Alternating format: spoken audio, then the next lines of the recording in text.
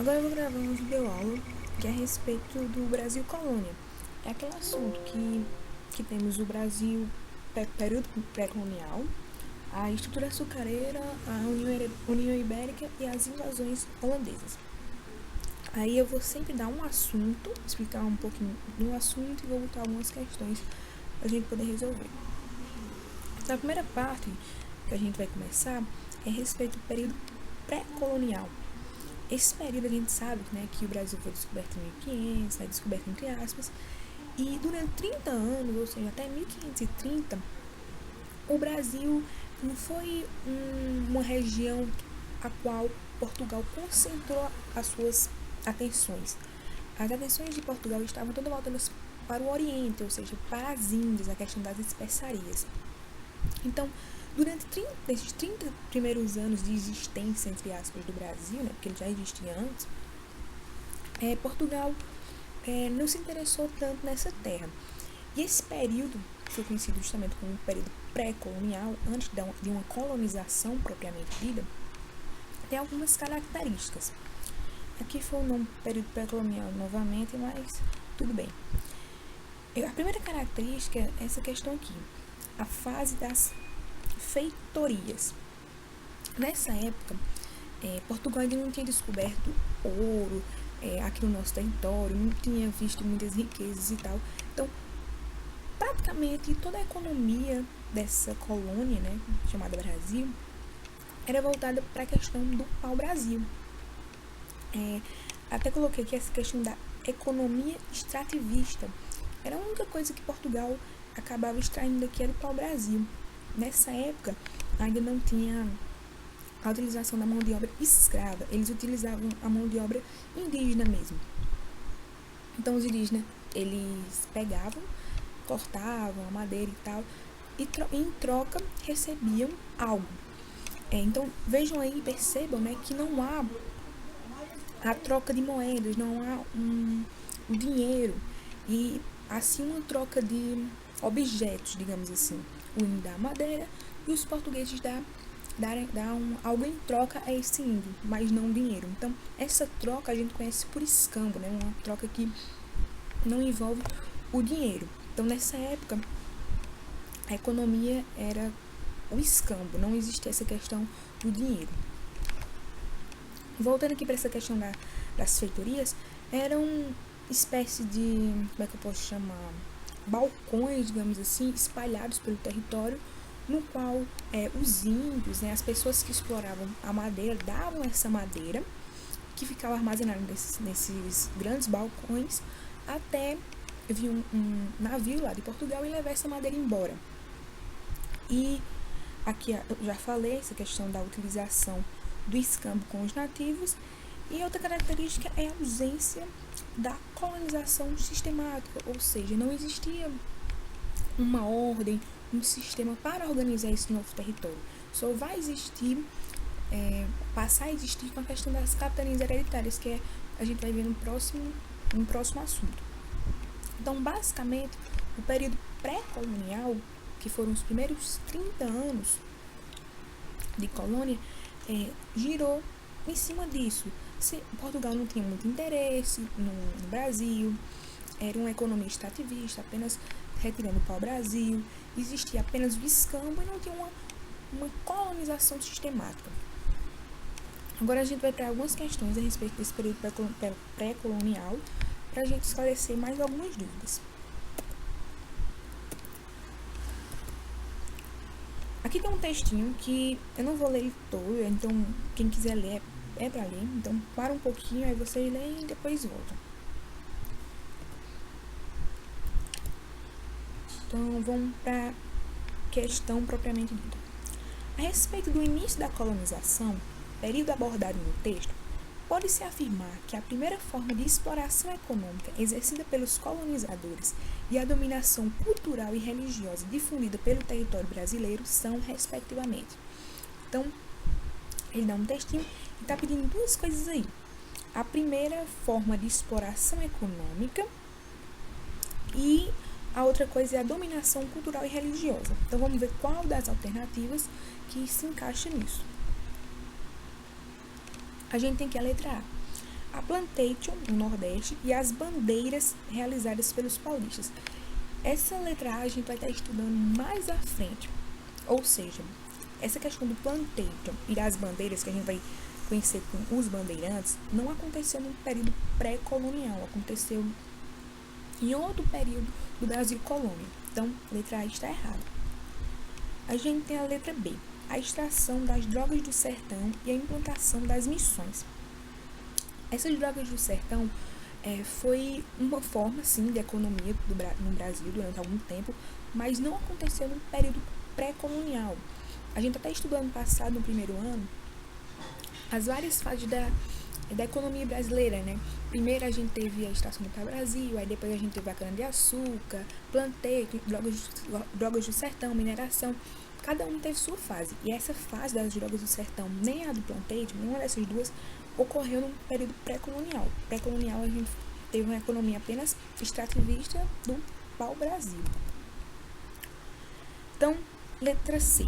O escambo do pau-brasil e a catequização empreendida pela Companhia de Jesus. Letra D. A mineração no Sudeste e a imposição da língua geral em toda a colônia. Mineração já não aconteceu nesse período, vai acontecer mais à frente, lá no século XVIII. Letra E. O cultivo da cana-de-açúcar e a domesticação dos índios por meio da agricultura. Cana-de-açúcar é mais à frente, não foi no início da colonização, ou seja, no período pré-colonial. Então, a letra correta é a letra C. Perceba que ele pede aqui a primeira forma de exploração econômica. Letra C diz o quê? O escambo do pau-brasil. Exatamente isso, não existia ainda uma moeda recorrente, era escambo. E a dominação cultural e religiosa, a catequização empreendida pela Companhia de Jesus. Eu até citei na aula passada que eu falei sobre reformas religiosas que a Companhia de Jesus foi uma atitude da igreja, uma postura da igreja adotada justamente para fazer com que essas novas terras que foram descobertas, né, durante a exploração marítima do século XVI, era justamente garantir que as pessoas, né, principalmente os índios, os nativos, né, dessa região, se convertessem ao catolicismo. Justamente essa questão da Companhia de Jesus. Então, sim, foi uma dominação cultural e religiosa, foi logo a primeira. Agora vamos para outra questão. Os portugueses chegaram ao território depois denominado Brasil em 1500, mas a administração da terra só foi organizada em 1549. Isso ocorreu porque, até então, letra A, os índios ferozes trucidavam os portugueses que se aventurassem a desembarcar no litoral, impedindo assim a criação de núcleos de povoamento. Letra B.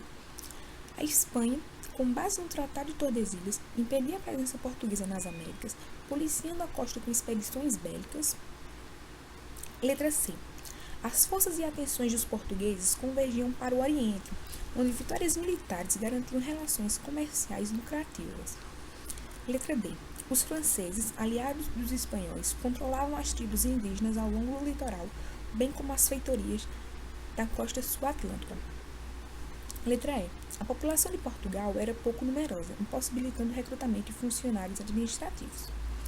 Gente, essa questão está pedindo o porquê, durante os primeiros anos do Brasil, Portugal não teve tanto interesse na terra. Eu expliquei isso lá no começo. Foi porque todas as atenções de Portugal estavam para o Oriente, né? para onde era mais rentável na época, que era a questão das especiarias. Então, qual das alternativas que explica isso? É a letra C. As forças e atenções dos portugueses convergiam para o Oriente, onde vitórias militares garantiam relações comerciais lucrativas. Então, o motivo sempre será esse. Portugal tinha mais interesse no Oriente, a princípio, do que no Brasil. Então, gente, a gente já estudou um pouquinho sobre o período pré-colonial, aquela questão dos 30 primeiros anos de Brasil, né? Portugal não estava tão interessado e tal. Agora a gente vai ver o momento o qual Portugal começou a, de fato, colonizar essa terra. Porque essa terra ainda não era de Portugal. Ele precisava, sim, colonizar para estabelecer mesmo que aquela terra era dele. Então, Portugal começa a se preocupar com isso e ele tem que começar, né, antes de mandar gente pro Brasil para começar a morar, não para morar, mas também para explorar. A gente tem que sempre lembrar que o Brasil é uma colônia de exploração. Então, o rei de Portugal, ele teve que buscar métodos de como fazer isso, buscar um meio para organizar essa nova terra. E a gente vai falar um pouquinho sobre a primeira forma, que foi as capitanias hereditárias. Consistia em que essas capitanias que a gente ouve tanto falar? O rei de Portugal dividiu o nosso país, que na época era menor do que ele é hoje, mas ainda assim era bem grande, dividiu em 15 lotes de terras, e chamou as pessoas que administravam esses lotes de terra de donatários. E esses donatários, eles recebiam, né, 2 documentos. Uma era chamada de carta de doação e o outro era chamado de carta floral. A carta de doação, até o próprio nome já diz, é a carta que meio que o rei de Portugal dava, dizendo que aquela terra agora, quem cuidava dela era esse donatário. É importante a gente lembrar uma coisa: esse donatário, ele tinha apenas a função de administrar essas terras. Ele ia pegar, por exemplo, um lote de terra dele, podia redividir, podia construir engenhos, podia dizer que isso fica aqui, isso fica ali, mas ele não era efetivamente o dono dessa terra, não. Ele apenas tinha a função de administrar, e isso era dado, esse poder a ele era dado através dessa carta de doação que o rei de Portugal entregava a ele. E o outro documento era a carta floral. A carta floral era como é que eu posso fazer uma analogia a isso? É uma carta na qual ele dizia o que esse donatário podia não fazer. Então, o rei de Portugal dava essa carta floral, dizendo: olha, donatário, você pode fazer isso, você não pode fazer aquilo. Meio que dizia os deveres que esse donatário tinha que fazer. Sendo que houve um pequeno problema nesse sistema de capitanias hereditárias, né? A primeiro momento, é uma forma de dividir o país, de começar a organizar, de fato, começar uma colonização, porque a gente não tinha ainda isso, é importante a gente ressaltar isso. Mas não deu tanto certo assim. Por quê? Primeiro porque faltou recursos, mesmo assim por parte dos donatários, e também falta de interesse destes donatários. Mas teve 2 capitanias que prosperaram, a gente até viu isso ano passado, que foi a capitania de São Vicente, que é onde hoje fica São Paulo, e a capitania de Pernambuco. Foram as únicas, mas o resto das capitanias, elas não prosperaram, não foram tão bem administradas, os donatários não cuidaram dela tão bem quanto os donatários de São Vicente e Pernambuco cuidaram das suas. Então, a gente tinha 15 capitanias, só 2 se deram bem, então a gente teve 13 aí que acabaram indo mal. Então, foi um fracasso essas capitanias hereditárias. Se a gente reparar um pouquinho, né, a gente vê que a gente tinha as capitanias, ok? Mas a gente não tinha ainda um órgão, uma representação de fato do rei de Portugal nas nossas terras, nas terras que hoje são o Brasil. Então, pensando nisso, e pensando também nesse fracasso que foi as capitanias hereditárias, o rei de Portugal decide criar um governo geral, que tinha como objetivo justamente auxiliar essas capitanias hereditárias, para que elas pudessem ser administradas de forma melhor. E dentro do governo geral, a gente tinha alguns cargos aqui, mas já ressaltando mais uma coisa do governo geral. O governo geral, gente, foi um órgão que meio que representava o poder do rei no Brasil. A gente tinha o governador geral, que era o cara justamente, digamos, fazendo analogia, que era como se fosse o presidente, tá, gente? Presidente entre aspas, porque ele que promovia, por exemplo, a construção de engenhos, enfim, da estrutura mesmo ali da colônia. Abaixo do governador geral, a gente tem outros cargos estes que auxiliavam esse governador geral. A gente tinha o ouvidor-mor. O ouvidor-mor já está dizendo, o ouvidor é quem vai ouvir. Ouvir o quê? Ouvir, por exemplo, os pedidos dos senhores de engenho, os pedidos dos aristocratas, Nossa, que dificuldade em falar essa palavra. Aristocratas. E a partir do momento que ele vai ouvir essas reclamações, esses pedidos, esses anseios, ele vai repassar para o governador geral para ver o que é que ele pode fazer.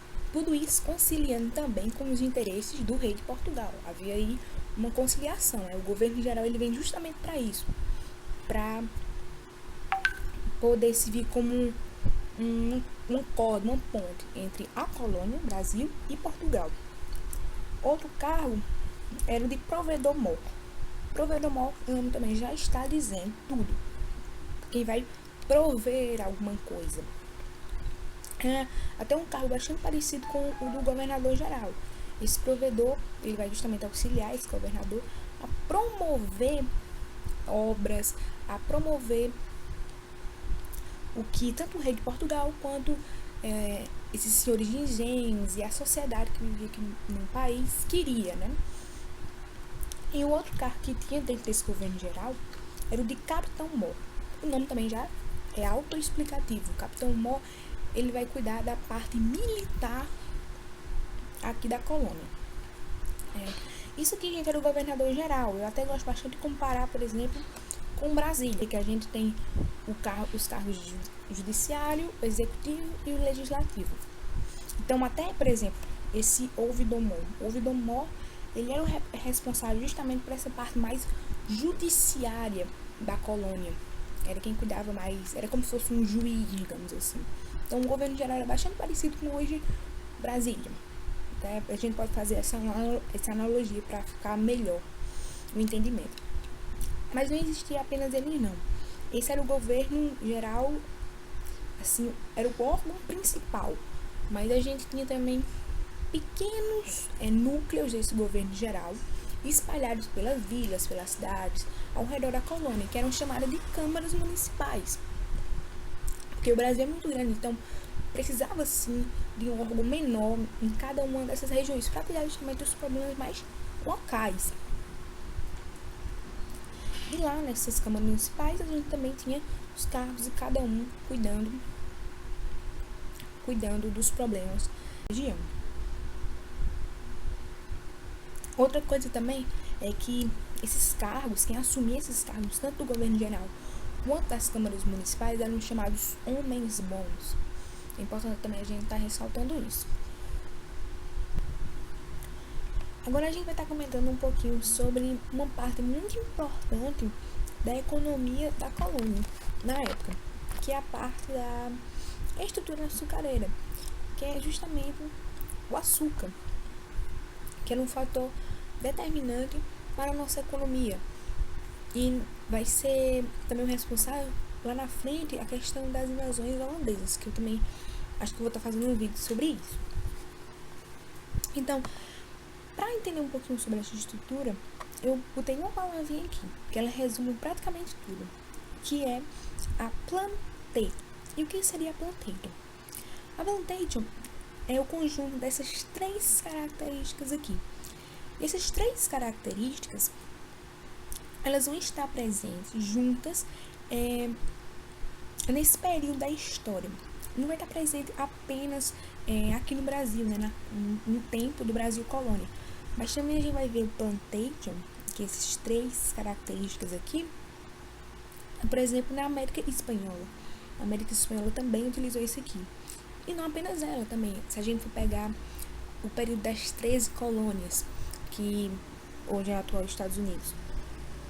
Antigamente, as colônias do Sul também utilizavam o plantation, que é essas três características. Então, o conjunto delas, a união delas, forma o que a gente chama de plantation.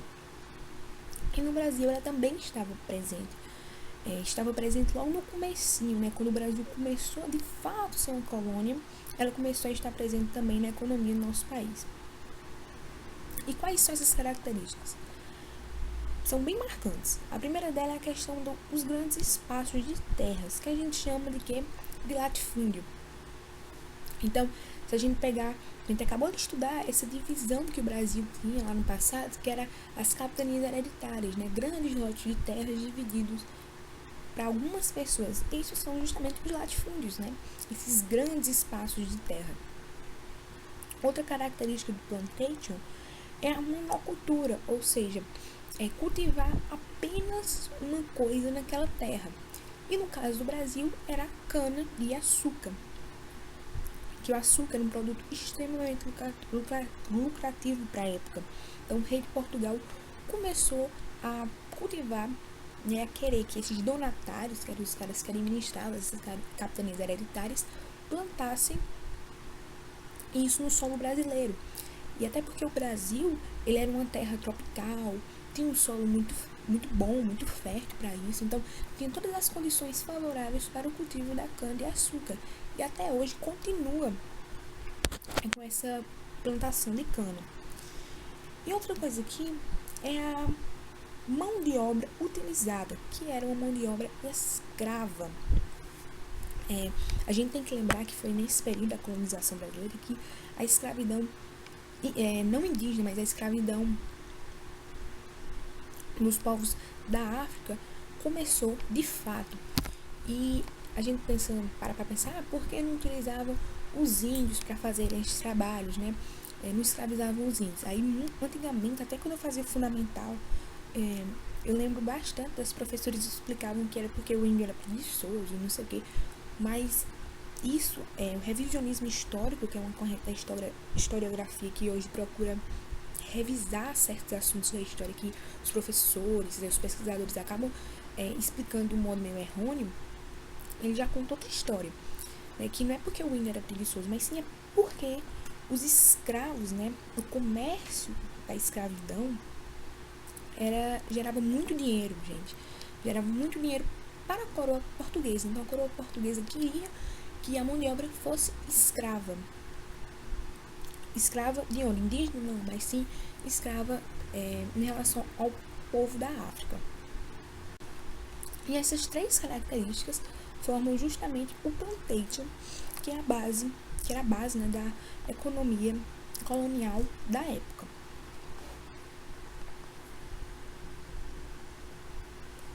Agora a gente vai começar a responder algumas questões a respeito do assunto que a gente acabou de estudar. Então a primeira está aqui. Em 1534, o governo português concluiu que a única forma de ocupação do Brasil seria através da colonização. Isso é aquela coisa que eu expliquei lá no início. A terra não era de fato de Portugal. Portugal precisava colonizar, né, para estabelecer que realmente aquela era uma terra conquistada por Portugal. Então, era necessário colonizar simultaneamente todo o extenso território brasileiro. Essa colonização, dirigida pelo governo português, se deu através da letra A, criação da Companhia Geral do Comércio do Estado do Brasil. Letra B, criação do Sistema de Governo Geral e câmaras municipais. Letra C, criação das capitanias hereditárias. Letra D, montagem do sistema colonial. Ou letra E, criação e distribuição das Seis-Marias. Por exemplo, Seis-Marias sim teve no nosso território. Seis-Marias era quando, por exemplo, um donatário, né, dono daquela extensa faixa de terra, dividia esse lote de terra em mais algumas partes, eram chamadas de Seis-Marias. Mas aí está pedindo a princípio, né, em 1534, quando a colonização começou. Então, existiu o governo geral, existiam as câmaras municipais, mas isso foi depois. A princípio, o rei de Portugal preocupou-se em dividir aquele extenso território. Para isso, ele dividiu em capitanias hereditárias, foi a primeira divisão do país. Então, a resposta correta seria a letra C. Porque está pedindo o princípio de tudo. E no princípio, usou esse critério na criação das capitanias hereditárias. Depois foi surgindo o governo geral, as câmaras municipais, as Seis-Marias. A outra questão. A centralização político-administrativa do Brasil colônia foi concretizada com a... Aqui, gente, está pedindo a centralização política administrativa. Então, vamos lá. Letra A. Criação do Estado do Brasil. Instituição do Governo Geral. Letra C. Transferência da capital para o Rio de Janeiro. Letra D. Instalação do sistema das capitanias hereditárias. política de descaso do governo português pela atuação predatória dos bandeirantes. Então, qual seria a alternativa certa? No caso, gente, seria essa letra B aí, essa instituição do governo geral. Mas, por exemplo, houve a instalação do sistema de capitanias hereditárias. Sim, houve, mas olha a questão, está pedindo a centralização. Quanto que se deu essa centralização? A centralização desse poder político-administrativo aqui da colônia foi quando se instituiu o governo geral. A princípio, a gente tem apenas as capitanias, cada uma por si só, não existia um órgão que unia elas, digamos assim. E esse órgão, né, passou a existir quando o governo geral foi criado. Então, a centralização foi com a criação do governo geral aqui na colônia. E a outra questão, que eu acho que é a última, não tenho certeza, o sistema de capitanias hereditárias, criado no Brasil em 1534, refletia a transição do feudalismo para o capitalismo, na medida em que apresentava como característica. Então, aí está traçando um paralelo bem interessante, é a questão dessa transição, né, do feudalismo, da Idade Média, para a Idade Moderna, que aí surge o capitalismo, surge o mercantilismo. Então, vamos lá. Letra A. Na medida em que apresentava como característica a ausência do comércio internacional, aliado ao trabalho escravo e economia para o mercado interno.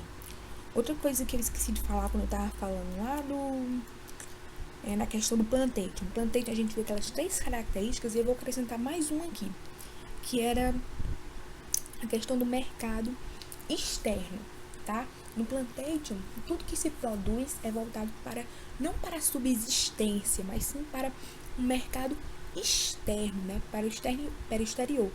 E no caso, nessa época existe o Pacto Colonial. O Pacto Colonial quer o quê? A colônia, tudo que a colônia produz vai para a metrópole. No caso, a colônia era o Brasil, a metrópole era Portugal. Então, tudo que o Brasil produzia tinha que ser vendido para Portugal. Tudo para o mercado externo. Então, não apresentava essa característica aqui não, né? A ausência do mercado internacional. Tinha um trabalho escravo, mas a economia não era voltada para o mercado interno. Então, estaria errado essa alternativa A. Letra B. Uma economia de subsistência, trabalho livre, convivendo com forte poder local descentralizado. Isso aqui a gente já vê logo de cara que está errado por causa dessa questão aqui, da economia de subsistência, isso não existia, né? Tudo que se produzia na colônia e para Portugal era voltado para Portugal, a metrópole. Também essa questão do trabalho livre está errada também, a gente vê logo de cara, porque utilizavam uma mão de obra escrava. Letra C. Ao lado do trabalho servil, uma administração rigidamente centralizada. Existiu o trabalho servil? Não. Embora com traços feudais, na estrutura política e jurídica, desenvolveu uma economia escravista, exportadora, muito distante do modelo de subsistência medieval. E letra E. Uma reprodução total do sistema feudal, transportada para os trópicos. Tá errada essa letra E, porque se a gente pegar, por exemplo, o sistema feudal, a gente tinha o quê? Um trabalho justamente servil, né? A gente tinha também uma economia voltada para a subsistência, então não era isso que a gente tinha no Brasil.